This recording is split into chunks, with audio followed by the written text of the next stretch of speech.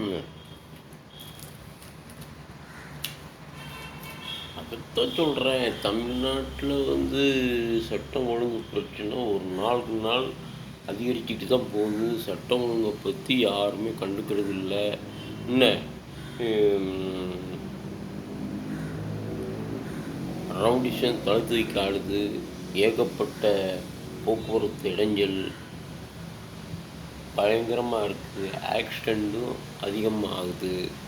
அதனால யாருமே எந்த அ ரோடு வேற குண்டும் குழியுமா இருக்கு. அத சரி செய்றதுக்கு யாராலயும் முடியாது. மந்திரிங்க தேசிய கொடிய கட்டிக்கிட்டு கார்ல போய்க்கிட்டு பவனி போய்க்கிட்டு தான் இருக்கிறாங்க. அவங்களுக்கு தெரியாதா என்ன? ம். பாலம் சரி செய்றேன்னு பாலம் இன்னியும் கட்டிக்கிட்டு இருக்காங்க. போன ஆட்சியில கட்டுன பாலத்த இன்னி சரி செஞ்சுக்கிட்டு இருக்காங்க. பாலம் சரிவர செய்றதுக்கு கட்டுறதில்ல. மணல் கொள்ள, எல்லாம் மணல் கொள்ள, ஜல்லி கொள்ள எல்லாத்தையும் கொள்ளடிக்கிறாங்களே. பிறகு எங்க இது பண்றாங்க? சட்டம் ஒழுங்கு கெட்டு போச்சு. தமிழ்நாட்ல ஒரு முதலமைச்சர் தமிழகத்தில இருந்து ஆட்சி செய்வோம்ன்ட்டு இல்ல.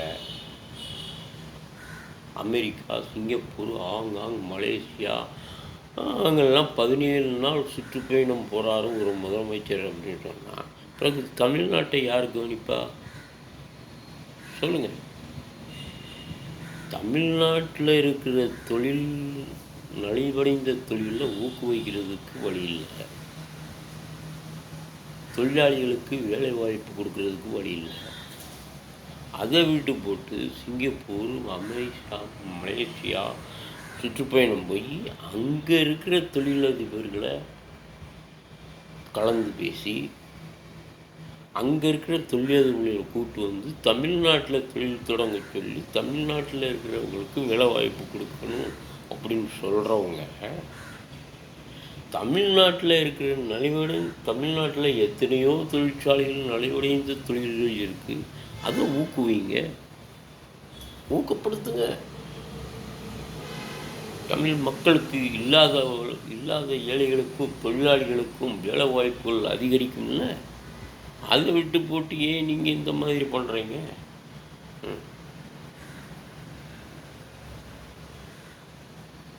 ஏன் அமெரிக்கா, சிங்கப்பூர்ல இருக்கிற தொழிலதிபர்கள்ட்ட தான் பேசணுமா?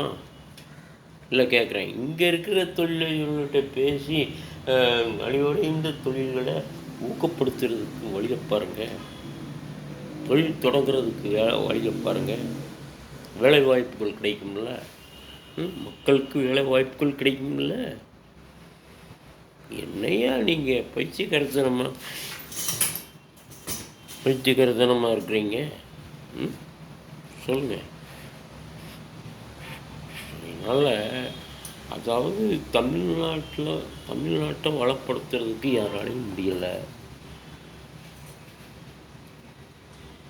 ஒரு முதலமைச்சர் இந்த மாதிரி பண்ணோம்னா எப்படி? வருங்கால முதலமைச்சர். இது ஒரு பக்கம். 2026ல் முதலமைச்சர் முதல்வர் விஜயா, தளபதி விஜயா, வேறு யாரும் இல்லை, தளபதி விஜய். என்ன தளபதி? எத்தனை கப்பலுக்கு தளபதி சொல்லுங்க? போர்க்கப்பலுக்கு தளபதியா? என்ன போர்க்கப்பலுக்கு தளபதி? நீர்மூழ்கி கப்பலுக்கா அல்லது எந்த நாட்டு கப்பலுக்கு தளபதி?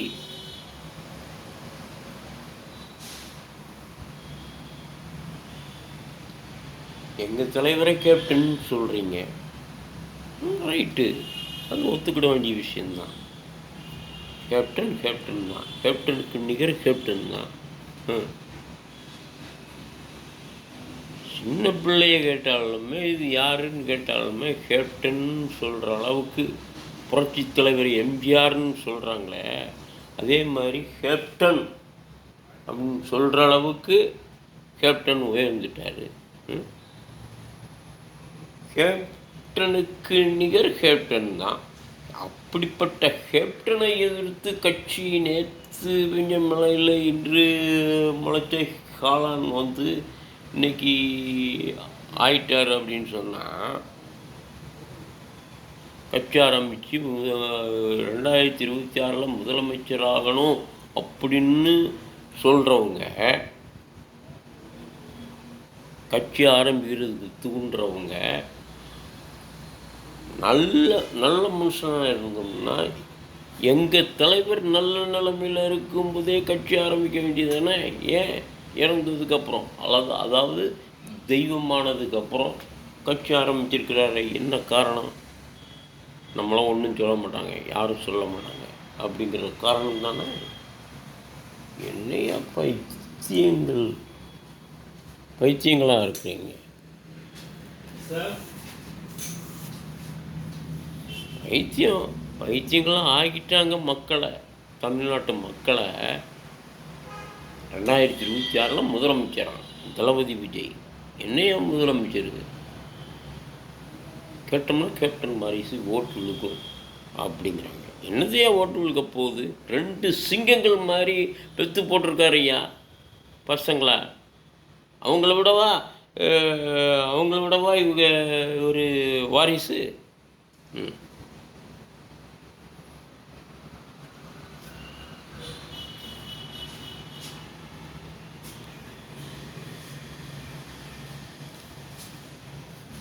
இல்லை கேட்குறேன், அவங்களோடவா வாரிசுன்னே.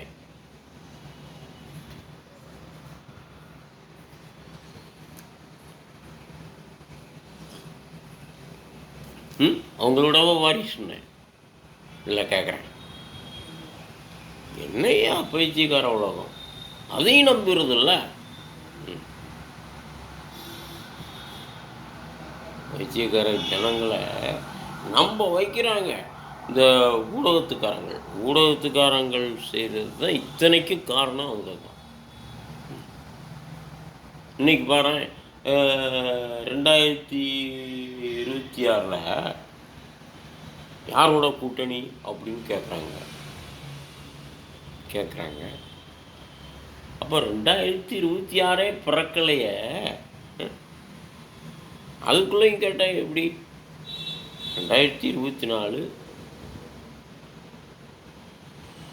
2024 முடிஞ்சு 25 ஆகுது. 25 வரணும்.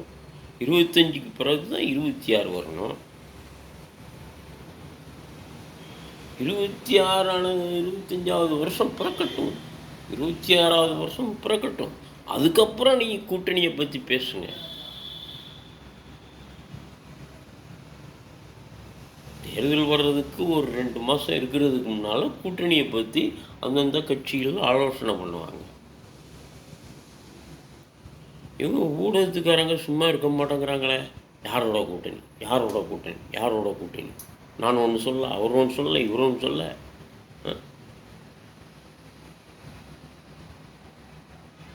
என்னையா உலகம்? பைத்தியக்காரங்களாம் இருக்கிறாங்க. அவங்கவுங்க வேலையை பார்த்தோம்னா ஒழுக்கமாக இருக்கும். ஆளுங்கட்சியில் போய் கேளுங்க பார்க்கலாம். உங்களுக்கு தைரியம் இருந்தால் திமுககாரங்களை போய், ஆளுங்கட்சிக்காரங்களை போய் 2026 நீங்கள் யாரோட கூட்டணி வைக்க போகிறீங்க அப்படின்னு கேளுங்க பார்க்கலாம். யாராவது கேட்குறாங்களா? அப்படி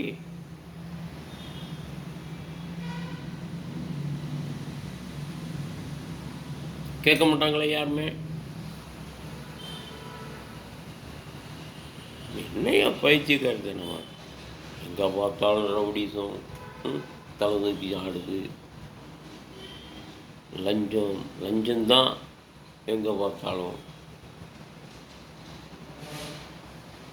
எங்கள் கேப்டனுக்கு நிகர் கேப்டன் தான், வேறு யாருமே கிடையாது.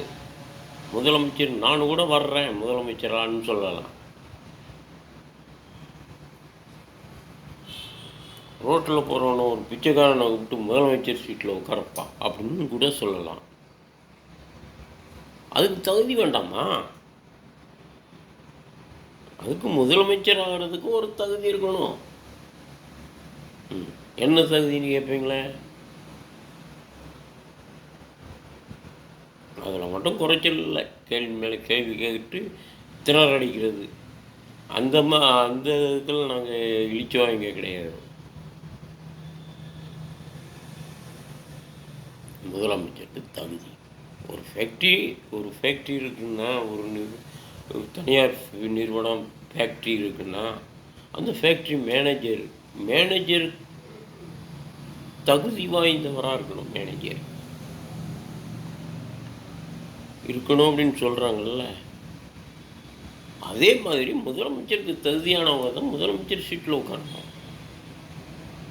இந்த காலத்தில் கரும்பு வீரர் காமராஜர் படிக்காத மேதையாக இருந்தாலுமே ஆட்சி நல்ல முறையில் செஞ்சுட்டு போயிட்டார். அவரை எதிர்த்து நின்னாரே ஸ்ரீனிவாசன் சொல்லி, அந்த விருதுநகர் பையன் காலேஜில் படிக்கிறவன், அவன் முதலமைச்சரானா சொல்லுங்கள்? இல்லையே. ஏன் ஆகலை? தோற்கடிச்சிட்டான். அவரா முதலமைச்சர் ஆனானா? இல்லை.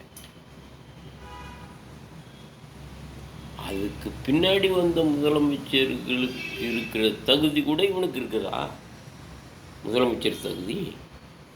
முதலமைச்சர் ஆக்கணுமா இளைய தளபதியை? எப்படி ஆக்குவீங்க?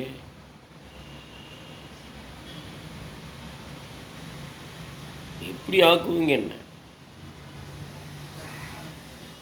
சும்மா சொல்லிட்டா மட்டும் பத்தாது, அது செய்யணும், நடைமுறைக்கு கொண்டு வரணும். நம்ம பிச்சைத்தனத்தனமாக நான் அதை செய்ய போகிறேன், இதை செய்ய போகிறேன், அப்படி செய்ய போகிறேன், இப்படி செய்ய போகிறேன் அப்படின்னா என்ன அர்த்தம்? என்னையா இது வேடிக்கையா?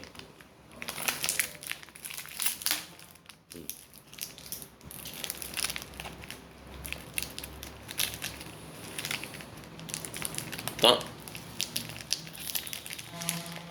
அப்போ அப்படி பார்த்தா எல்லாரும் சினிமா நடிகர்கள் பூரா கட்சி ஆரம்பிச்சிருக்கலாமே.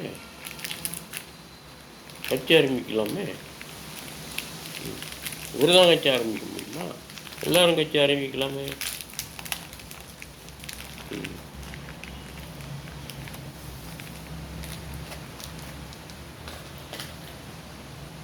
என்னடா பைத்தியக்காரத்தனமா இருக்கு.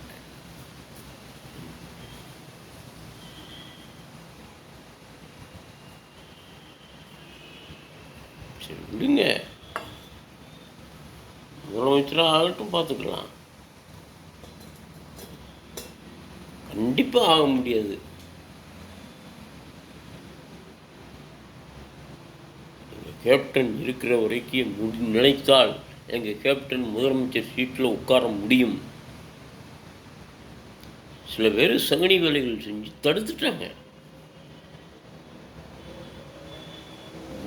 மூன்றாவது கட்சி வளர விடக்கூடாது அப்படின்னு கங்கணம் கட்டி வேலை பார்த்தாங்க. அப்படி இருந்தும் அவங்கள மீறி கட்சி ஆரம்பித்த ஒரே ஒரு தைரியசாலியான தலைவர் எங்கள் கேப்டன் தான். அந்த தைரியம் இருக்குமான்னு நான் கேட்குறேன். அவங்களுக்கு சப்போர்ட் பண்ணி பேசுகிறாங்க சில அரசியல்வாதிகள். தளபதி என்ன தளபதியே பெரிய தளபதி? என்னத்தை கண்டுட்டாரு? சினிமாவில் நடித்தா மட்டும் பத்தாது, மக்களுக்கு நல்லது செய்யணும். மக்களை பற்றி என்ன தெரியும் எனக்கு? சினிமாவில் மக்களை காப்பாற்றுற மாதிரி நடித்தோம்னா உடனே தமிழ்நாட்டு மக்களை காப்பாற்றிடுவாரா? இல்லை கேட்குறேன். இப்போ தான் இந்த இடத்துல ஒரு ஷூட்டிங் எடுக்கிறாங்கன்னா அந்த படத்தில் நான் ஹீரோ, நான் மக்களுக்கு நன்மை செய்கிற மாதிரி நடிக்கிறேன், கொடுக்குறேன்.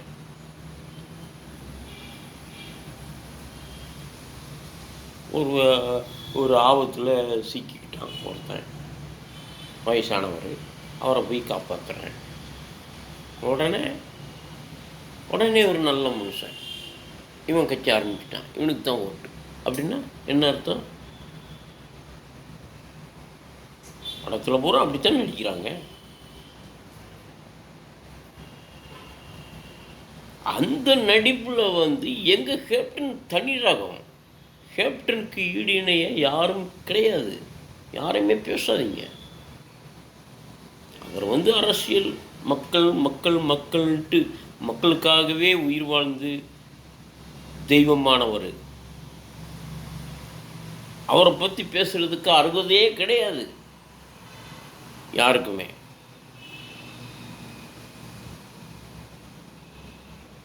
கேப்டன் சொல்லிக்கலாம். கேப்டன் காலடியில் இருக்கிற தூசி விளவருவாங்களா நீங்கள்? விளவருவீங்களா நீங்கள்? இல்லை கேட்குறேன், நான் கேட்குறேன். பிரகன்ன இளைய தளபதி 26வது வருஷம் 2026 முதல்வர் சீட்டில் உட்காந்துருவாரா? உட்காரட்டும், வேண்டான்னு சொல்லலை. தைரியம் இருந்தால் உட்காரட்டும். ஏன் இப்போ ஆசைப்படுறவர் அப்பயே ஆசைப்பட வேண்டியதானே? எங்கள் தலைவர் நல்ல நிலைமையில் இருக்கும்போதே ஆசைப்பட வேண்டியதானே?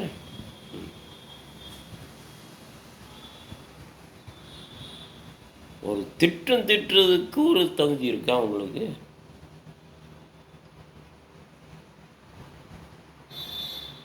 கர்ம வீரர் காமராஜர் அந்த காலத்தில் எப்படிலாம் ஆட்சி ஆண்டிட்டு போயிட்டாருன்னு தெரியுமா?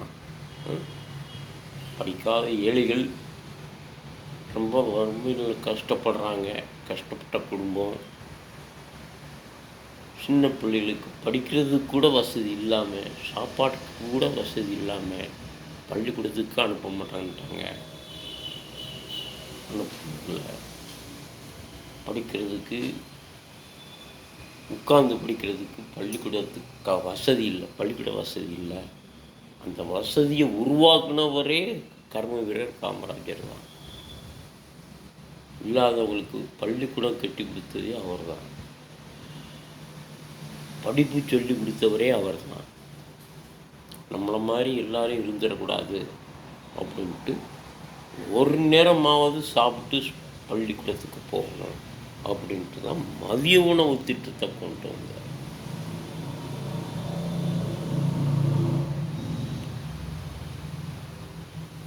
அவர் முதலமைச்சரா? இவர் நேற்று தளபதி முதலமைச்சரா ஆக முடியுமா?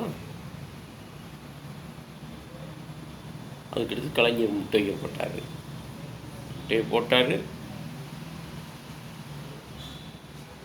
பாராட்டப்பட வேண்டியது. அதுக்கடுத்து எங்களது புரட்சி தலைவர் எம்ஜிஆர் அவர்கள் வந்தார். அவர் மதிய உணவு திட்டத்தை ஏமாற்றினார். சத்துணவாக மாற்றினார். இதுவரைக்கும் சத்துணவு திட்டம் நடந்துக்கிட்டு தான் இருக்குது.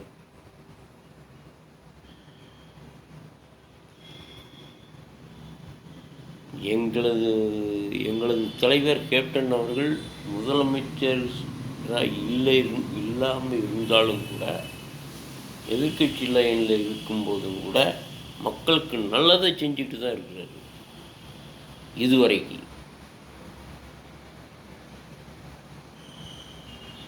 இவர் என்ன செஞ்சார்? அப்போலாம் சினிமா உலகில் இருந்தார்ல, சினிமாவில் நடிச்சுக்கிட்டு தானே இருந்தார். அப்போ இந்த நடிகர் சங்க கட்டடமெல்லாம் ஜப்தி போச்சுல்ல, அதெல்லாம் மீட்டு கொடுத்தது யார்? எங்கள் கேப்டன் தானே. அப்போ எந்த நடிகரும் ஊடுருவில்லையே. இப்போ பார்க்குறாங்க, நானும் முதலமைச்சராகும். ஏன்? அப்பமெல்லாம் சிந்திக்காதவங்க இப்போ சிந்திக்கிறாங்க. ஏன்? நம்மளை எதிர்க்கிறதுக்கு ஆள் இல்லை, நம்ம தட்டி கேட்கறதுக்கு ஆள் இல்லை அப்படிங்கிற ஒரே காரணத்துக்காகவா? என்னையா கர்மம் பிடிச்ச உலகம் நாடு. யாரோ கேட்டாங்க, தமிழ்நாடா சுடுகாடா அப்படின்னு. சுடுகாடு தான், தமிழ்நாடே கிடையாது.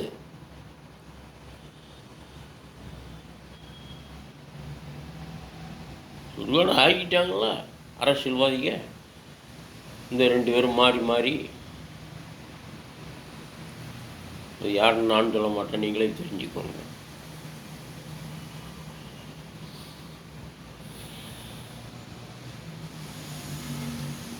என்னைக்கு என் கையிலையும் இவர் கையிலையும் ஒப்படைச்சிங்களோ நாட்டு குட்டிச்சோறு தான். ஒரு பக்கம் கரண்ட் கட்டு, ஒரு பக்கம் விவசாய பிரச்சனை, ஒரு பக்கம் தொழிலாளர்கள் பிரச்சனை.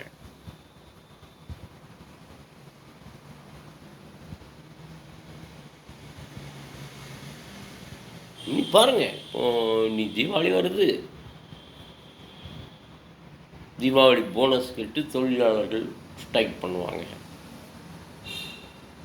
பஸ் ஊழியர்கள், நாங்கள் பஸ் எடுக்க மாட்டோம், எங்களுக்கு தீபாவளி போனஸ் கொடுங்க. அவங்க ஒரு பக்கம்.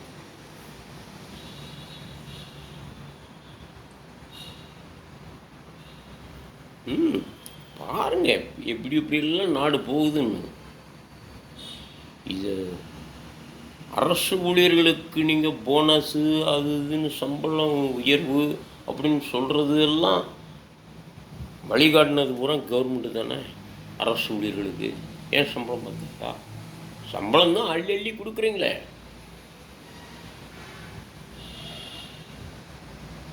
யாருக்குமே தொழிலாளிகளுக்கோ அரசு ஊழியர்களுக்கோ போனஸ் கொடுக்கறது வாடிக்கை தான், எந்த கவர்மெண்ட் இருந்தாலும். ஆனால் ஒரு அளவுக்கு தான் கொடுக்கணும், அளவுக்கு மீறி கொடுக்கக்கூடாது.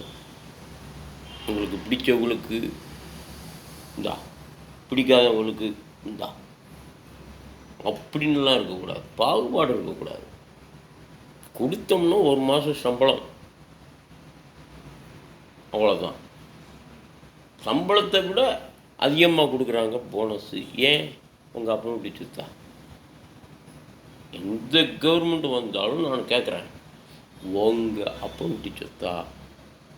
இங்கே கோடி கோடியாக மக்கள் வரி பணத்தை கோடி கோடியாக சுருட்டி கொள்ளையடிச்சிருக்கீங்கள, அந்த பணத்தில் கொடுக்குறீங்களா? இல்லை கேட்குறேன். என்னையா பைத்தியக்கார உலகமாக இருக்குது. அதனால் நான் கேட்குறேன், நீ யார் சொல்கிறதையும் நீங்கள் நம்பாதீங்க. 2026 பிறக்கட்டும், அதுக்கப்புறம் கூட்டணியை பற்றி பேசிக்கலாம் அப்படின்னு எங்கள் அண்ணன், என்னுடைய சகோதரன் விஜய் பிரபாரன் அவர்கள் அப்படியே சொல்லி ஊடகத்துக்காரங்களை சமாளிக்கிறாரு. அப்படித்தான் இருக்கணும். 2026 பறக்கலை, 2026 பறக்கலை, அதுக்குள்ளேயும் கூட்டணியை பற்றி பேசணும்னா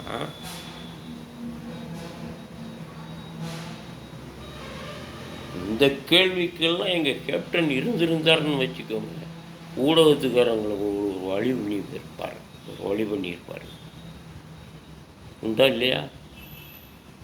கோவப்பட்டிருப்பாரு.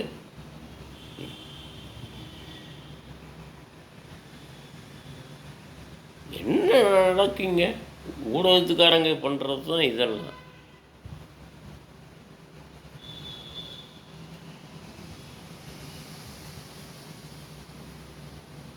நன்றி, வணக்கம், பார்ப்போம்.